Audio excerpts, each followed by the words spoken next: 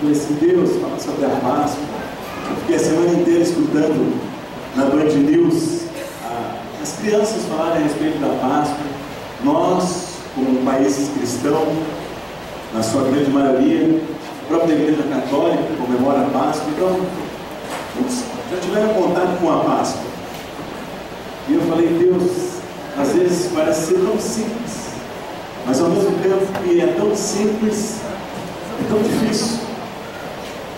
Porque você veio aqui na frente falar, eu ainda estou aprendendo, sou obreiro,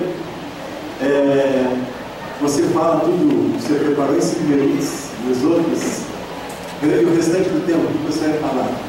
Então, comecei a me lembrar do curso pastoral presencial que eu tinha feito, lembrei das aulas do Pentateuco, do pastor Aloysio, e eu fui lá, no livro de Êxodo, no estudo do livro de Êxodo, ver o que é a Páscoa.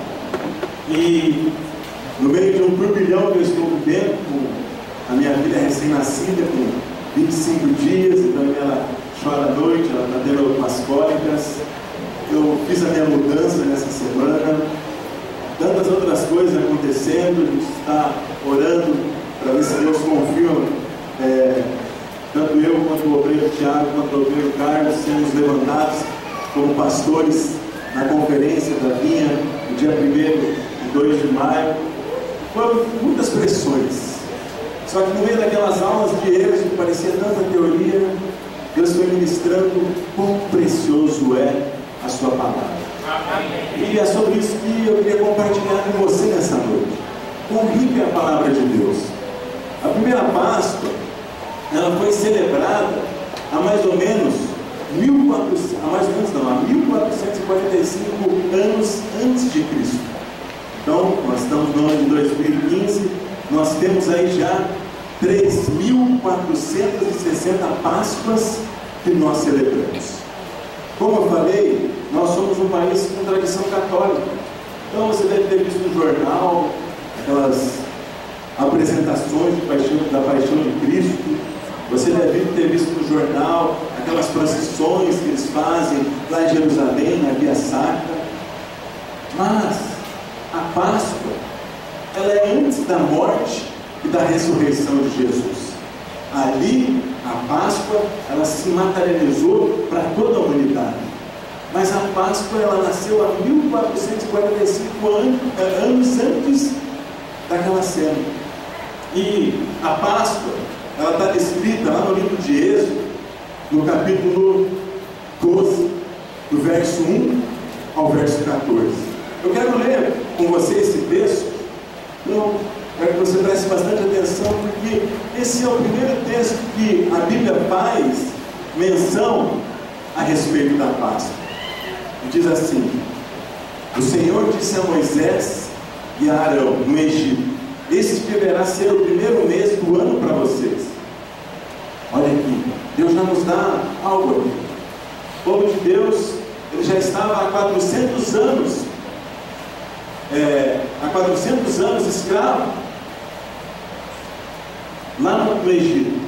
Eles estavam há 400 anos servindo ao faraó. Deus já tinha mandado 9 pragas e restava ainda uma única praga, que seria a 10ª praga.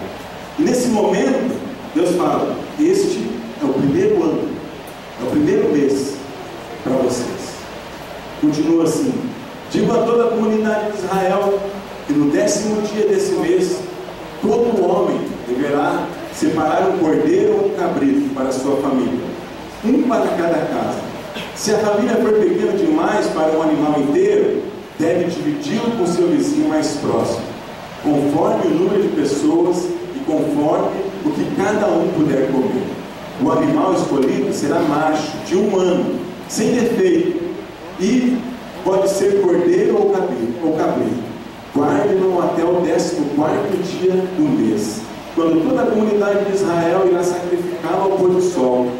Passe então um pouco de sangue nas laterais e nas vigas superiores das portas das casas, na quais vocês comerão o animal. Naquela mesma noite comerão a carne assada no fogo, juntamente com ervas amargas e pão sem fermento. Não comam a carne crua, nem cozida em água, mas assada no fogo, cabeça, pernas e vísceras. Não deixem sobrar nada, até pela manhã. Caso isso aconteça, queime o que restar. Ao comerem, estejam prontos para sair.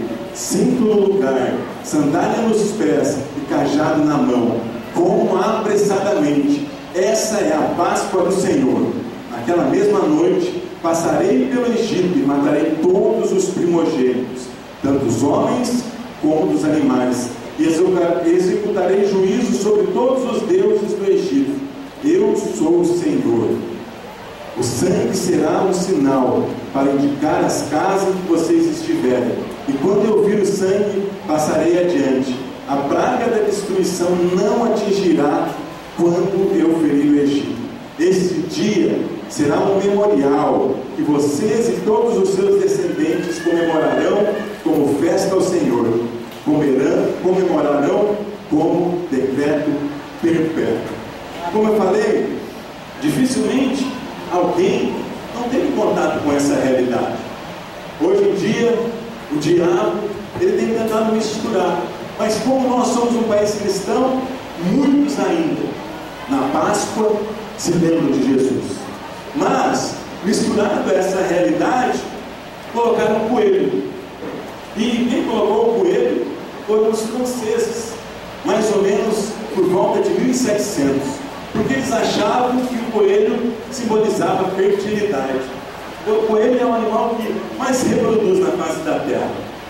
E daí eles colocaram esse símbolo como um símbolo da Páscoa. Mas a palavra de Deus fala que o coelho era um animal imundo. O povo judeu não podia comer o coelho. Perceba, o homem tentando trocar o cordeiro pelo coelho.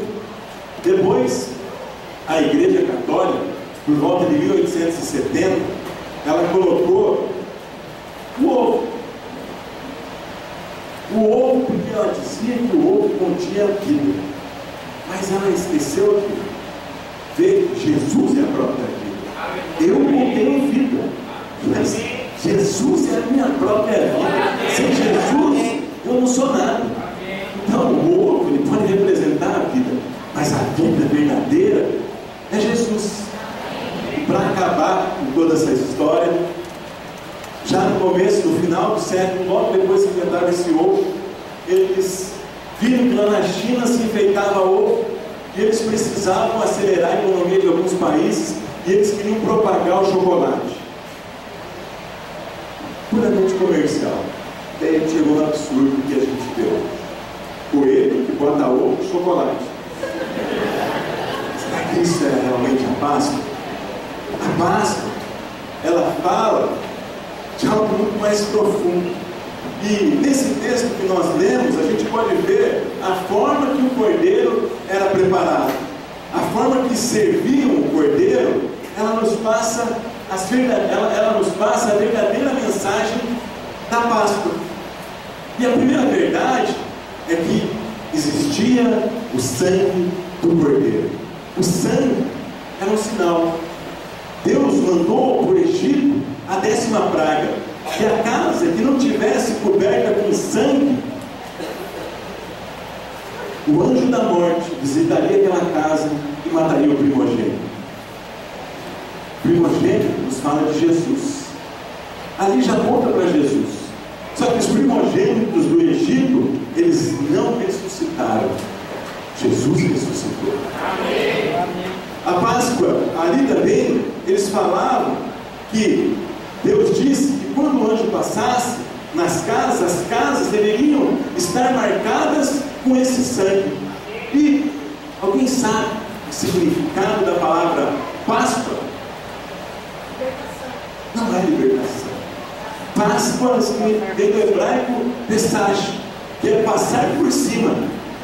Ou seja, quando o anjo da morte viesse na 10ª praga, se ali tivesse o sangue do cordeiro, o anjo da morte passaria por cima e não atingiria aquela casa. Observe, o sinal da Páscoa é o sangue do cordeiro. É o sangue do Cordeiro sobre a sua vida, sobre a sua casa e sobre a sua família. Então, nesse primeiro aspecto, você às vezes pode estar nos visitando hoje e não consegue compreender, mas todo aquele que já aceitou a Jesus, ele recebeu o sangue como marco. E em Marcos 16:16 diz que aquele que crer e for batizado será salvo, mas aquele que não crer será condenado. Eu creio que aqui tem muitos salvos. Eu creio que quando vier, Jesus vier, e o anjo da morte vier, ele vai passar por cima de você. Às vezes, o anjo da morte pode chegar antes de Jesus vir. Na semana passada, um piloto maluco se jogou contra os Alpes. 150 pessoas morreram. Nesse feriado, balanço de Páscoa, é que já tinha morrido 300 e tantas pessoas. Hoje no meu Facebook, eu vi que um amigo meu da minha antiga igreja teve um infarto e morreu. Às vezes, o anjo da morte pode chegar nessa noite para você. Você tem o sangue do Cordeiro cobrindo a sua vida? Você tem o sangue que o pastor falou aqui no começo, para ter paz com Deus? Você está em paz com Deus? Sabe, esse sangue ele te reveste, e ele, quando Deus vê, ele já não vê mais um pecador, ele vê o próprio Jesus aí dentro de você. Então, o juízo dele vai passar longe da sua vida, vai passar por cima da sua vida. Você pode dizer que você celebra a Páscoa todos os dias, porque o anjo da morte ele passa por cima de você. Mas tem muitos que não tomaram essa decisão. Tem muitos, às vezes, que estão aqui nesse salão e não tomaram essa decisão. E daí, quando eu evangelizava os meus amigos lá no Positivo, eles falavam: isso daí mais para frente vai ser. Será que vai chegar mais para frente? E daí eles falavam assim: mas como é que você sabe que Deus existe? E eles começavam a indagar e colocar tudo que é tipo de argumentação para tentar fazer eu cair naquela argumentação deles. Mas eu falava assim: você quer que eu ore para você morrer agora? Eles ficavam assustados. Você não acredita? Então, o que tem de mais eu orar para você morrer? Quer que eu ore aqui para você morrer? Daí ele já... E é assim. Você já viu como que é assim? Quando você evangeliza, às vezes o Espírito Santo está falando no seu ouvido: essa é a verdade, Jesus morreu por você, você tem que se entregar a Ele, você tem que confessar e crer nessa realidade, que o sangue do Cordeiro te livra da morte, da condenação eterna. Amém. O Espírito Santo já está falando para você, mas muitos preferem continuar deixando a vida me levar. Não conseguem perceber que sair dessa porta pode ser do outro lado e acabou. Já era. Não tem volta. O sangue vai estar sobre você. Daí, muitos usam: mas eu não sei se é bem assim. Como eu falei, se você que não é crente, eu orasse por você agora, Jesus mata essa pessoa, você teria coragem de escutar essa oração? Muitos não teriam. Por quê?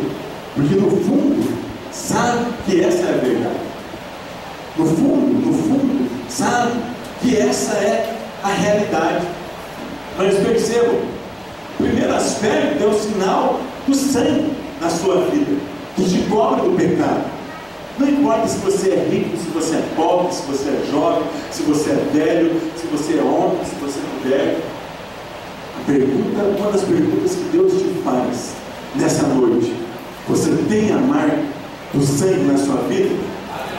Amém. Fala de salvação. Mas a salvação, ela é apenas a primeira porta. E é o primeiro ingrediente que fala aqui, é o sangue do Cordeiro. Mas no texto, nós observamos que tinha uma forma de preparar esse Cordeiro. E a outro ingrediente que tinha na preparação desse Cordeiro eram as ervas amargas. E nesse texto, as ervas amargas, elas deveriam ser preparadas com o Cordeiro, porque elas simbolizavam a amargura que o povo de Israel viveu durante 400 anos na mão do povo egípcio. representa a escravidão. As ervas amargas representam a escravidão do mundo. A escravidão do diabo. O Egito, ele nos fala de tudo. Ele representa para o mundo. Ele aponta para o mundo. O faraó, ele aponta para Satanás. Muitos, mesmo depois de terem nas suas casas a marca do sangue, eles não experimentam preparar o cordeiro assado com as ervas amargas. E eles continuam sendo escravos. Eles continuam escravizados pelo diabo. O sacrifício de Jesus, ele é completo. Ele te dá libertação completa. Entretanto, eu vejo que muitos ainda ficam presos. Essa manhã, eu estava indo com o Davi e o Edmilson buscar um sofá da minha mudança, e a gente passou por um lugar que era um pontilhão. E daquele pontilhão ali, a gente viu que saíram várias pessoas, todas elas drogadas, homens, mulheres, jovens. Eu fiquei perguntando, como é que pode a pessoa chegar a esse nível de degradação? Se você for lá nesse pontilhão e perguntar, muitos já tiveram uma experiência com Jesus. Eu conheço muitos que foram para um dos nossos encontros, se ajoelharam. Eu creio que eles confessaram o Senhor verdadeiramente como Senhor e Salvador da vida deles, crendo no poder de Jesus, crendo que Jesus morreu e ressuscitou dos mortos, confessaram com a boca. Então a palavra de Deus fala que eles eram salvos. Entretanto, eles não experimentaram a libertação do Egito, a libertação do mundo. Eles não experimentaram a libertação do faraó, a libertação do diabo. E daí o Davi, ele fez um comentário: Jesus liberta, mas a pessoa também tem que ter um pouco de vontade. A pessoa também tem que ter força de vontade. Às vezes, essa é a realidade de alguns. Jesus salvou, mas continuam presos. Continuam presos ao passado, continuam presos a vícios, continuam presos ao endividamento.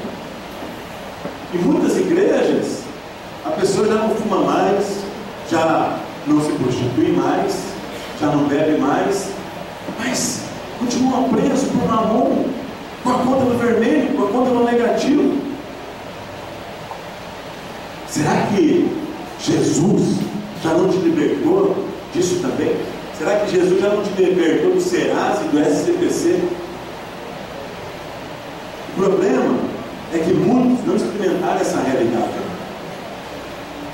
Muitos que são da minha rede, eu já vi o cara sair e voltar para as drogas. Eu já vi o cara sair e voltar para a prostituição. Um dia, levanta a mão: Deus, eu entrego tudo, eu faço tudo. No outro dia, porque aparece uma mulher, foge, sai da presença de Deus. Aparece uma mulher que, na verdade, vem através de um demônio chamado pombagira e se desvia. Percebe? Continua querendo ser escravo do diabo e do mundo, do faraó e do Egito. Deus, Ele deu o Filho dele para que nós tivéssemos liberdade completa. E às vezes eu vou ser ousado em falar isso aqui, mas se a Liliana me abandonar, para mim o que importa mesmo é servir Jesus. Amém. E eu não vou ficar me lamentando porque ela me abandonou, eu vou orar por ela, eu vou clamar pela vida dela, porque eu a amo. Mas sabe, eu amo mais Jesus. E se for para daí eu morrer solteiro pro resto da minha vida, que assim seja. Eu quero servir a Deus. Amém. Tem muitos que falam isso, mas diante da primeira dificuldade, querem retroceder. Diante da primeira dificuldade, não percebem que Deus já o libertou disso. Amém. Muitos continuam presos, como o pastor falou aqui, à realidade da conta corrente. Quando nós descobrimos que Deus já nos libertou, nós confiamos. Não temos medo. Nós temos a convicção que Deus está ali. Deus está no controle de todas as coisas. O pastor leu Romanos 5 aqui no começo do culto. Então, se eu estou passando por alguma dificuldade, a dificuldade vai fazer eu perseverar, a perseverança vai fazer eu ter um caráter aprovado, e é isso que eu quero. E o caráter aprovado vai fazer eu ter esperança. Esperança é fé. Eu quero ter fé. É isso mesmo. Então, se tem dificuldade, amém, mas eu sei que a dificuldade é passageira. Amém. Eu sei que a dificuldade é puramente e simplesmente circunstancial. As pessoas que caminham comigo, eu estimulo elas a sonharem. Porque quem caminha de perto sabe que eu sou um sonhador. Eu começo a falar e vou fazer isso, vou fazer aquilo, parece um maluco. Mas eu creio, é Deus fazendo isso. É Deus preparando o meu caminho. E eu vejo que é muito uma questão de fé. O pastor Reinhard, ele veio, na última vez que ele esteve aqui, ele falou para nós a respeito de fé. E é isso. Se você tem fé, eu garanto para você, daqui a alguns dias, tua mão não está mais no Serasa. Eu garanto para você que, se você tem fé, Deus vai fazer você prosperar muito. Amém. Você possa contribuir muito. Amém. Se você tem fé, você não vai ter limites para a sua vida. Lá na sua célula vai haver cura, lá na sua célula vai haver libertação. Quando o pastor Reinhard vier para cá, você vai orar por ele, porque você também é profeta. Amém. Compreende? Essa é a realidade sobre nós. Amém. Cristo já nos libertou disso. Eu, nesses dias, experimentei isso. Eu tinha colocado, quando a gente descobriu que a Liliana estava grávida, nosso apartamento não comportava 2 filhos lá. Comportava o Daniel, mas ninguém. E a gente decidiu colocar um apartamento para vender. E a gente colocou em julho do ano passado. E a gente começou uma contagem regressiva. Por quê? Porque na hora ia nascer em março. Vendeu o apartamento. E a gente orando todo dia. E orava. E de julho a dezembro, eu não tive nenhuma visita no apartamento. Nenhuma sequer. Daí em janeiro, eu tive 1, 2. Em fevereiro, veio uma pessoa. Falou: olha, eu tenho dinheiro à vista. Quem que compra um apartamento hoje à vista? No dinheiro? Hã? Quem? Todo mundo financia. Mas a gente orou que no prazo limite, se vendesse agora, a gente ia estar apertado lá no apartamento. No prazo limite, Deus vendeu o apartamento. Amém. O dinheiro. E daí a gente estava com contagem regressiva para sair. Tinha 30 dias para sair do apartamento. E a gente estava orando por um determinado lugar, que é muito bom, só a vizinhança que não é muito boa. É um lugar muito bom, e a gente começou a visitar tudo que é sobrado. E a gente orando por aquele lugar. E a gente não é aqui, não é aqui, não é aqui. E a gente visitando, já tinha visitado uns 70 sobrados mais ou menos para alugar. Até que um dia liga o corretor desse apartamento, desse sobrado que a gente estava querendo alugar. Ó, aí disse pro Paulo, o sobrado lá, você quer alugar? Ele pode fechar agora. O sobrado que estava alugando era do lado do Sérgio e do lado do pastor. Amém. É tudo. Se eu falar para você, na minha cabeça em julho isso era impossível. Não podia acontecer. Eu vendi o apartamento. Se eu vendesse o apartamento antes, muito provavelmente, eu alugaria um outro sobrado. Se eu vendesse o apartamento depois, provavelmente eu não alugaria esse sobrado. Se eu tivesse alugado o apartamento, o sobrado antes, eu não moraria no lugar onde nós estávamos, por onde a gente estava orando, eu e a Liliana estava orando. Percebe o alinhamento de Deus? Amém. O sacrifício de Jesus fala disso também. O sacrifício de Jesus fala também dessa realidade. Então, o que é um limite no banco? O que que é, às vezes, alguma coisa que precisa ser tratada dentro do seu casamento? O que é ainda uma fragilidade sua? Cristo já te deu todas as condições para você vencer isso. Amém. As ervas amargas, elas falam disso.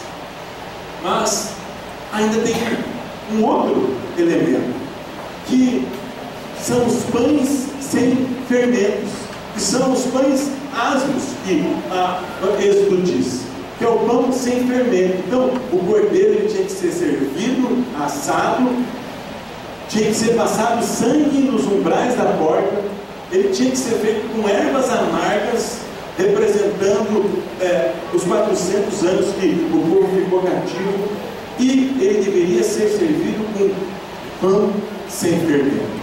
O pão sem fermento, o fermento, o primeiro aspecto que diz é que é um pão da aflição. Jesus, ele é esse pão, a palavra de Deus fala.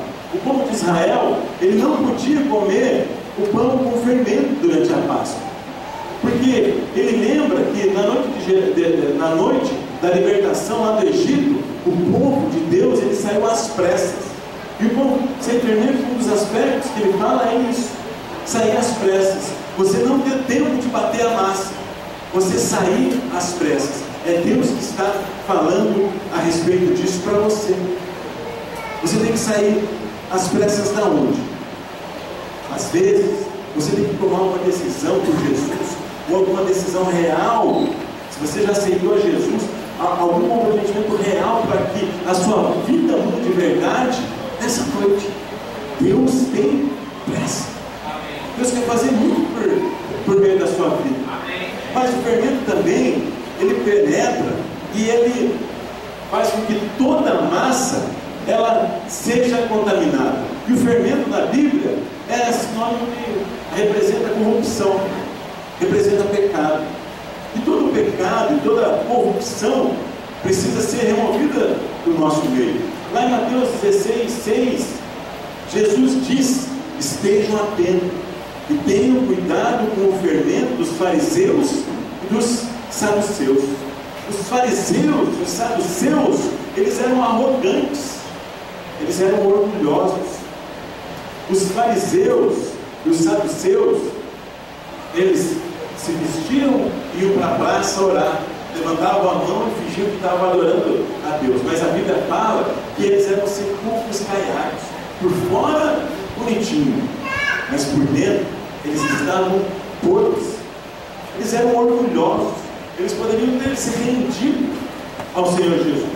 Mas veja, o próprio sumo sacerdote, que era aquele que queria conduzir o povo a estar próximo a Deus, foi o próprio sumo sacerdote que levou o povo a crucificar Jesus, por conta do orgulho. O fermento, o apóstolo Paulo, lá em 1 Coríntios 5, do verso 6 a 8, diz assim: o orgulho de vocês não é bom. Vocês não sabem que um pouco de fermento faz toda a massa ficar fermentada? Livres do fermento velho, para que sejam massa nova e sem fermento, como realmente são. Pois Cristo, nosso Cordeiro Pascal, foi sacrificado. Por isso celebramos a festa, não com o fermento velho, nem com o fermento da maldade e da perversidade, mas com os pães sem fermento da sinceridade e da verdade. Amém. João 6,51 diz que Jesus é o pão vivo que desceu do céu. Ele é o pão. Qual a humildade? Quantas pessoas? Aqui o fermento, ele fala de pecado, mas não aquele pecado que é o diabo que oprime, mas é aquele pecado do caráter, que não depende do diabo, depende de você. Por exemplo, se você é orgulhoso, o orgulho, meu irmão, não é culpa do diabo. Se você é arrogante, não é o diabo que planta arrogância dentro do seu coração, é você mesmo. Às vezes você pode ser viciado, então o vício, ele é colocado por Satanás, mas o orgulho não. O orgulho só depende de você deixar ele para trás. E quantas pessoas são orgulhosas? Existem vários tipos de pessoas orgulhosas. Eu já vi pessoas que vieram para a igreja. Na minha célula, uma vez teve um pastor e ele veio querer se relacionar conosco com o fermento velho, com as ideias passadas dele, com aquilo que ele entendia. Ele falava que ele entendia, que achava correto. Mas será que estava correto mesmo? Muitas vezes eu já vi gente sair da célula e falar assim: eu vou sair porque eu não concordo com o que essa igreja faz. Mas eu pergunto assim: então me mostra na Bíblia aonde que está escrito que não é assim que se faz. Essa semana mesmo eu atendi um caso desse. Uma pessoa veio falar comigo. Ela falou: olha, minha esposa não concorda muito com a visão da igreja. Ela acha que vocês são muito fanáticos, vocês estão aqui todo dia. Mas aonde que está escrito na Bíblia que não é assim? Nós vimos durante a nossa campanha que o povo se reunia de casa em casa, uma vez por semana. Se reunia de casa em casa todos os dias. Percebe? O orgulho fala disso, de não querer se submeter a uma realidade, e daí quer inventar uma desculpa, dizer que não é bem assim, que não concorda.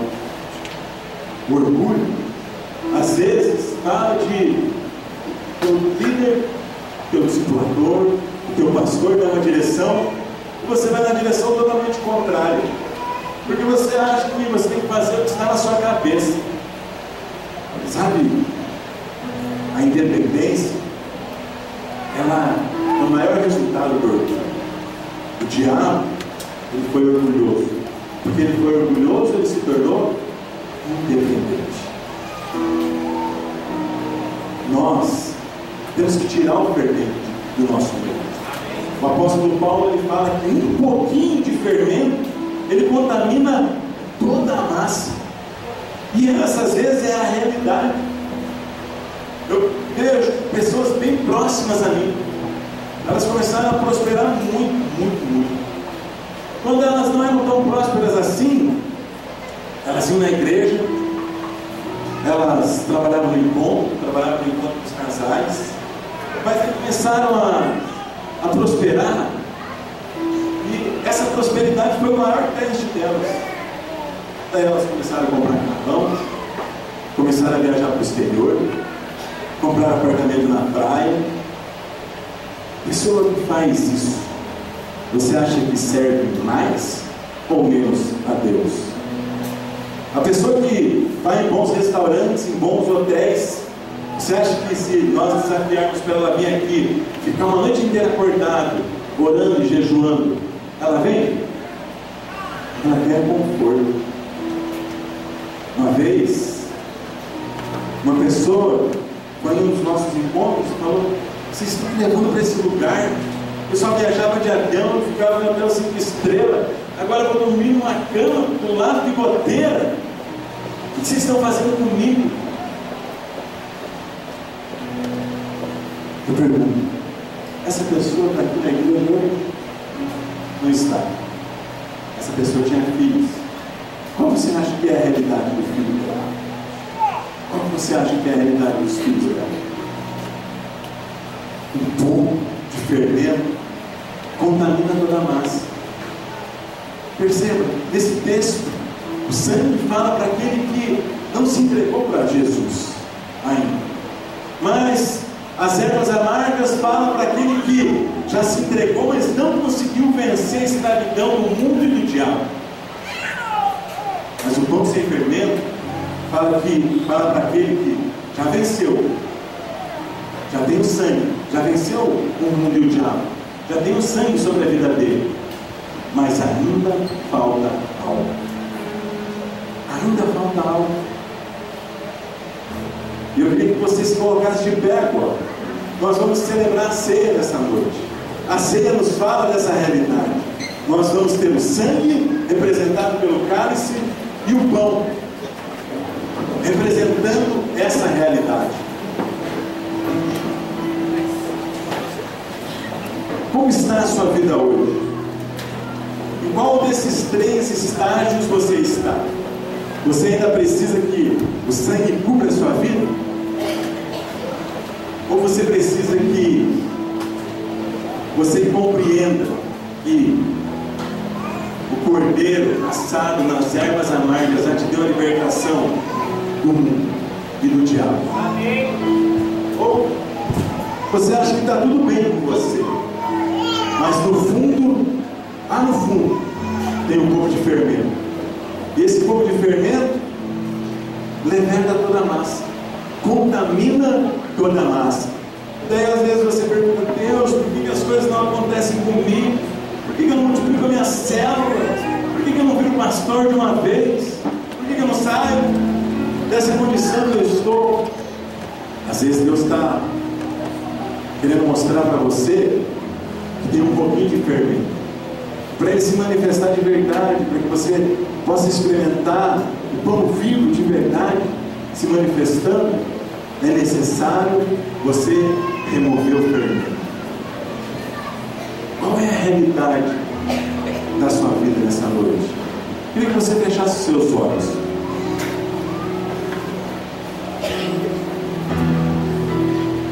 Eu queria perguntar para você: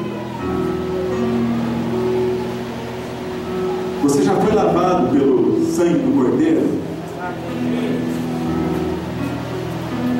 Você tem garantia, se você crê que você vai ser ressuscitado com o Senhor Jesus? Amém. O Senhor Jesus já ressuscitou, mas você crê que Ele vai te ressuscitar? Amém. Muitos acreditam que vão reencarnar. Todas as outras religiões, elas pregam a reencarnação. O budismo, o islamismo, o espiritismo, eles pregam a reencarnação. Nós pregamos a ressurreição. Foi isso que o nosso mestre, o nosso Senhor fez. Ele ressuscitou, Ele não reencarnou. Amém. Você tem essa garantia que você vai ressuscitar com o Senhor Jesus? Às vezes você não tem. Então eu queria que você levantasse uma das suas mãos. Se você não tem essa garantia, eu queria que você levantasse uma das suas mãos, e alguém que está do seu lado, ele vai orar por você. Nós não vamos sair dos nossos lugares ainda. Então eu queria que você levantasse a sua mão bem alto. Eu quero nessa noite que o sangue do Cordeiro cubra a minha vida. No dia que o anjo da morte vier, ele vai passar por cima. Eu vou celebrar a Páscoa. Essa é a realidade sobre a minha vida. Então eu queria que você levantasse a sua mão bem alto. E o irmão da igreja, eu quero que você esteja ativado, e você vai orar por essa pessoa. Mas eu queria saber também de você que não experimentou uma libertação completa e tem pecados ainda da prostituição, promiscuidade, vícios que ainda te prendem. Então eu queria que você levantasse uma das suas mãos, e um outro membro da igreja vai orar por você, e você vai experimentar essa libertação completa, porque essa é a realidade sobre as nossas vidas. Levante a sua mão bem alto. Você que não conseguiu se libertar ainda do mundo do diabo, nós vamos orar por você. Mas agora, você já experimentou a primeira e a segunda realidade, e o Espírito Santo está revelando que tem um pouco de fermento. Eu queria que você se arrependesse antes de nós cearmos. Eu queria que você pedisse perdão a Deus, pedisse para Deus para que todo orgulho seja arrancado de dentro do seu coração.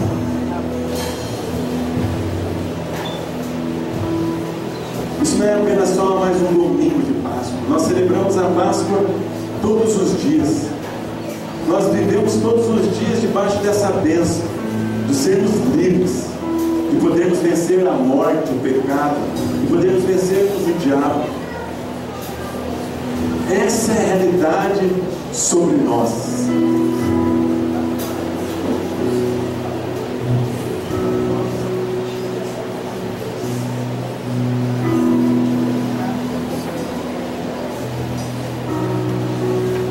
Nessa noite, nós vamos celebrar a ceia. E eu queria convidar você a se unir com o seu irmão, que você orasse pela vida dele. Nesses 21 dias que nós oramos e jejuamos, nós fomos estimulados a desenterrar o nosso talento. Então eu queria que você pegasse os dois elementos, o pão que representa o corpo de Cristo e o cálice que representa o sangue de Jesus, que justifica você, que justifica a sua vida, e você orasse com o seu irmão. Você orasse pelo pedido que ele colocar diante do Senhor. Às vezes pode ser uma enfermidade, às vezes pode ser uma nova realidade financeira, às vezes pode ser conquistar uma vida com o Senhor Jesus, às vezes pode ser a multiplicação da sua célula. Nessa noite, nós vamos ter algumas pessoas que estão sendo aclamadas em nosso meio, que já eram crentes, mas que se passou os 90 dias. Temos outras pessoas que se batizaram na última sexta-feira. Então eu queria que todas aquelas pessoas que se batizaram na última sexta-feira pegassem o cálice e viessem aqui para o meio. Nós vamos estar celebrando juntos a sua primeira ceia, a sua primeira de muitas. Amém. Eu queria também pedir para o Marcelo, para a Rosângela, para o Odair, para a Sandra, para o Précio, para a Janaína, para o Carlos e para a Juliane de Não, para a Dirce, virem aqui ao meio. Nós vamos estar orando por eles. Eles passaram pelo período de integração. E nessa noite eles são membros da igreja. A partir dessa noite eles também fazem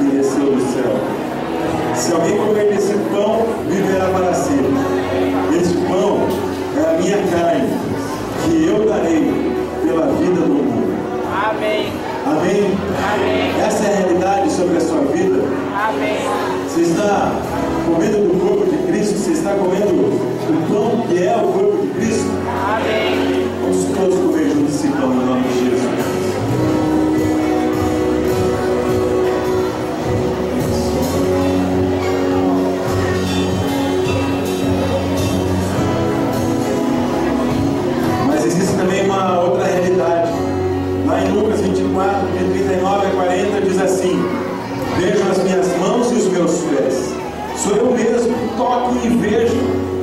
Um espírito não tem carne nem osso. Como vocês estão vendo, eu tenho.